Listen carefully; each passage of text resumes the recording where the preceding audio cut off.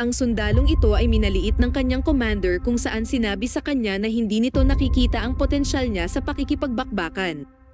Ngunit pagdating sa aktwal na operasyon habang may nagaganap na hostage taking, pinatunayan niya na hindi siya pipetsuging sundalo kung saan pinatagos niya ang bala ng sniper sa konkretong pader na dumirektang sumapol sa ulo ng hostage taker at nang aksidente siyang makatapak ng landmine. Sa pamamagitan ng kanyang mahusay na estratehiya ay nagawa niyang iligtas ang sarili na hindi man lang nagtamo ng matinding pinsala. At nang ang commander na nagmaliit sa kanya ay humantong sa matinding sitwasyon, pinatunayan niya kung hanggang saan ang higit niyang magagawa nang iligtas nito ang kanyang commander mula sa hindi nakikitang kalaban na sniper at nagpas siyang sugurin ang kalaban na walang takot.